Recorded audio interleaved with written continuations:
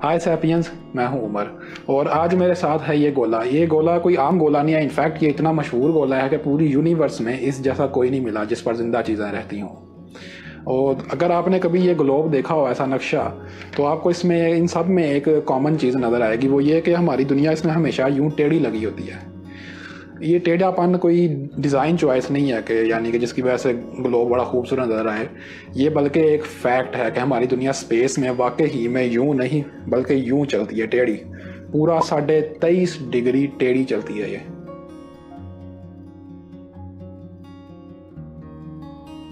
जिसकी वजह से हमारी दुनिया में सर्दी गर्मी ये सारे मौसम आते हैं। मैं इनके ऊपर भी एक अलग वीडियो बनाऊंगा कि हमारी सर्दी गर्मियाँ किस तरह आती हैं।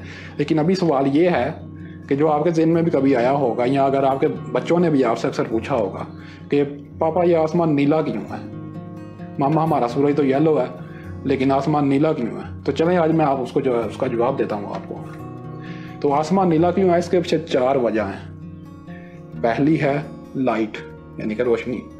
दूसरी है हमारे इस गोले का, इस दुनिया का एटमॉस्फेयर यानी कि फिजा।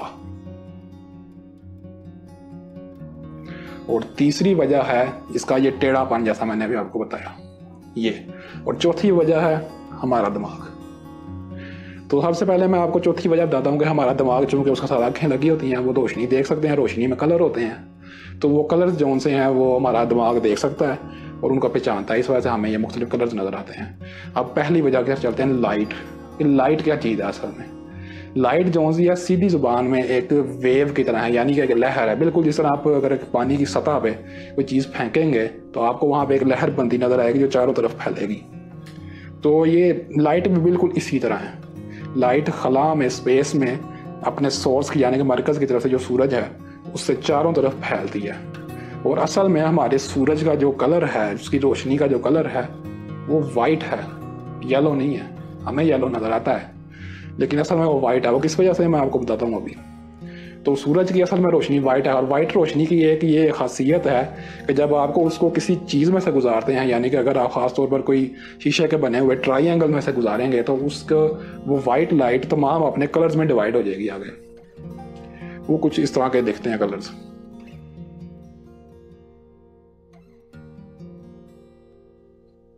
तो ये जो ट्राइंगल होता है इसको प्रिज्म बोलते हैं।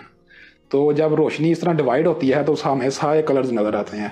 तो पहली वजह तो ये है कि रोशनी है। दूसरी वजह है इसका एटमॉस्फेयर यानी कि हमारी फ़िज़ा।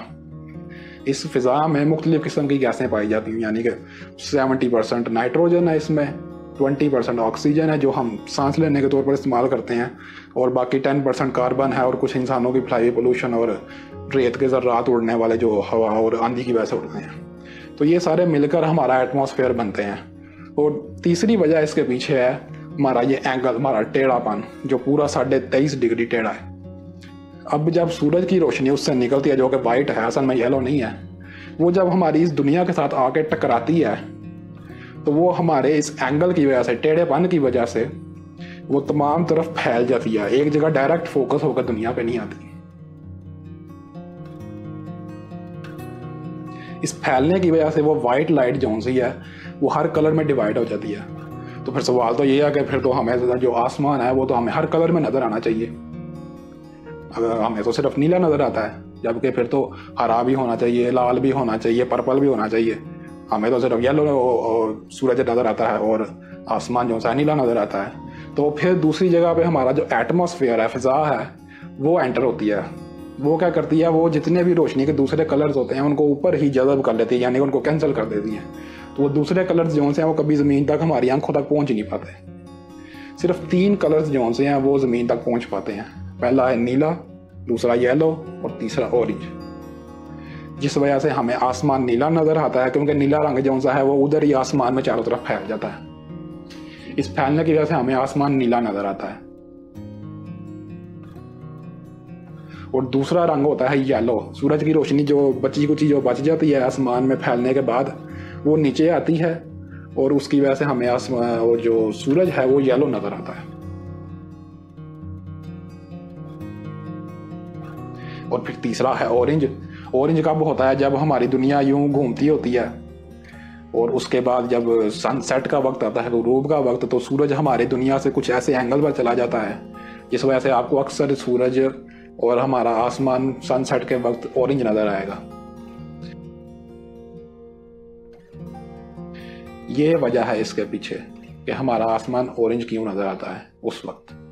تو اگر کوئی آپ سے پوچھے یہ سوال کہ بتائیں ہاں ذرا کیا وجہ ہے اس کے پیچھے کہ آسمان نیلا ہے، تو آپ نے ان کو سمپل زبان میں بتانا ہے بھائی کہ یہ 3 چیزوں کی، یہ 4 چیزوں کی گیم ہے ساری: ایٹماسفیئر، اینگل، لائٹ اور ہمارا دماغ۔